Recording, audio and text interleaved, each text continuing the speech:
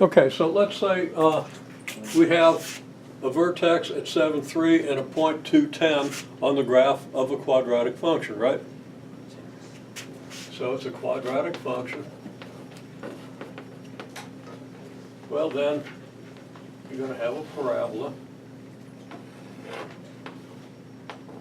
And you don't really need the sketch of the parabola, but it helps. I strongly recommend you sketch everything you possibly can because it gives you something to look at and think about. Okay, so you can kind of put your thinking into the picture. Anyhow, okay, so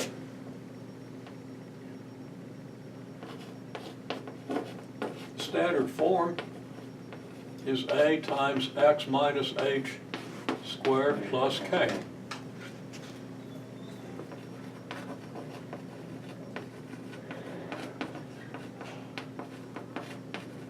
Where the vertex is hk, right? So,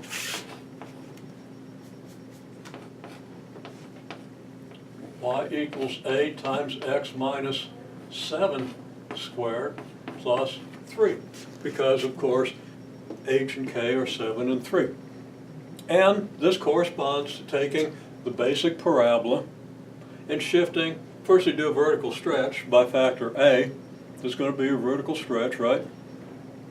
And then this is your horizontal shift and this is your vertical shift, right? Mm-hmm. Horizontal shift is 7, vertical shift is 3, right? So now one question. Yeah. That plus 3 is the same exact as minus 3, is it or is it not? Plus 3 same as minus 3? Basically, because I know the last class, the horizontal shift was -3. So I was wondering, is it the same? Like, would it end up being Okay, the well same? remember, whatever your vertical shift, okay, let's just do this. Y equals a times x minus h squared plus k. K is your vertical shift.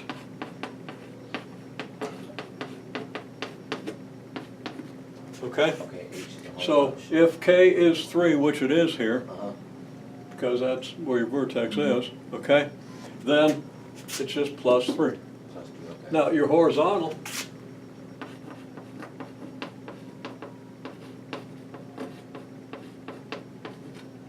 shift is h. But it's got to be minus the horizontal shift because, like, if you're shifting at 7 units horizontally, this means that to get the same value of y, x has to be 7 units bigger, right? If you're subtracting x from 7 from all your x's, then the points in the graph are going to be 7 units to the right. Okay? Okay, so hypothetically speaking, what if the H is -7? Would it, If the h is, then would be negative, well, x minus h would be x minus -7. which would turn into a So plus let's 7? change the problem. Okay? Okay. Let's say the vertex is at -7, 3, and this point is at -12, 10. Okay? Then I'm going to have to rewrite this.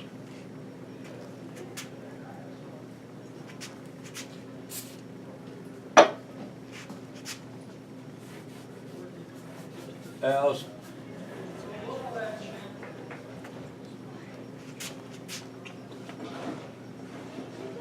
a times x minus h, but now h is -7, right? Mm-hmm. So minus -7, and then plus 3. Okay? Because it's x minus h. If h is -7, it's x minus -7. So y equals a times x plus 7 squared plus 3. This shifts the graph 7 units to the left. Okay. Because to get the same value, x would have to be 7 units less in order to give you the same thing when you square it. Okay? So, and of course, the a here is your vertical shift.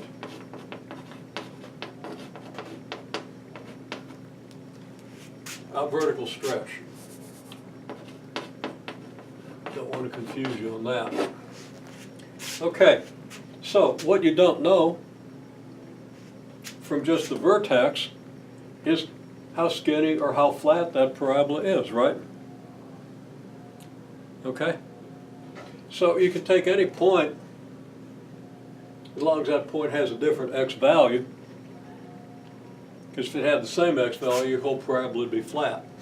Okay? I mean, totally flat. It'd be a straight line. Okay? You take any point that has a different x value, that's our different y value, okay? And you're going to be able to find the vertical stretch that would put the graph through that point. Now, just algebraically, the point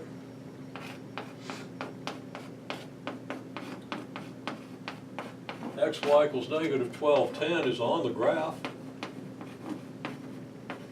So we just plug in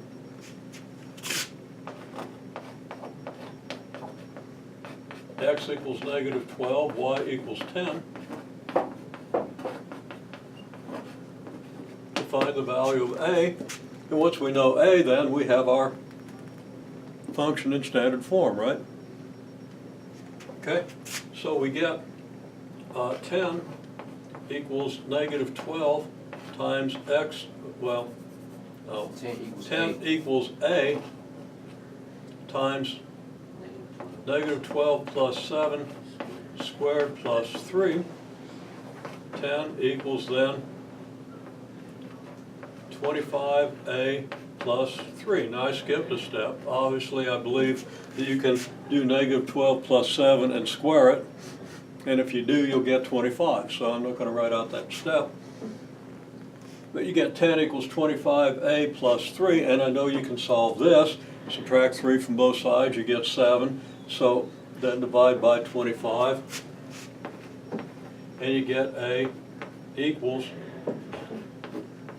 7 over 25. Okay?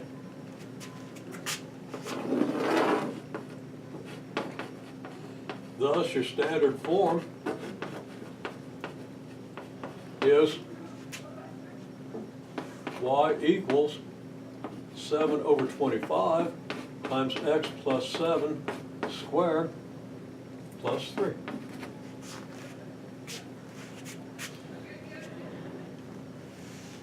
Okay?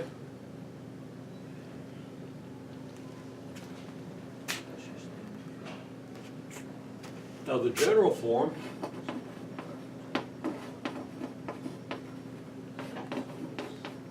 we expand this, and we did this last time, so we have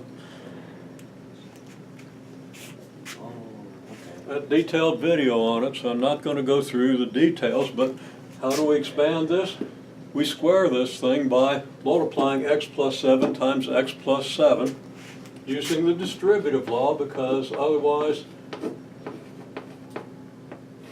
you're going to do something wrong like write x squared plus 49, which I see too much of, and Ed mentioned that. So you want to use the distributive law, but I'm not going to write out the details.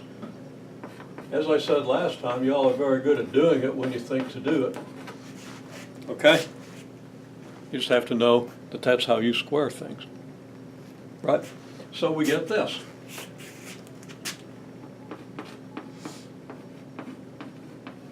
And then we distribute through multiplying everything by 7 over 25.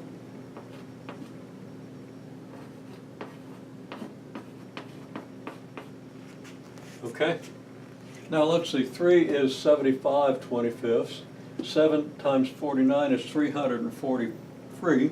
343 and 75, I think, is 418.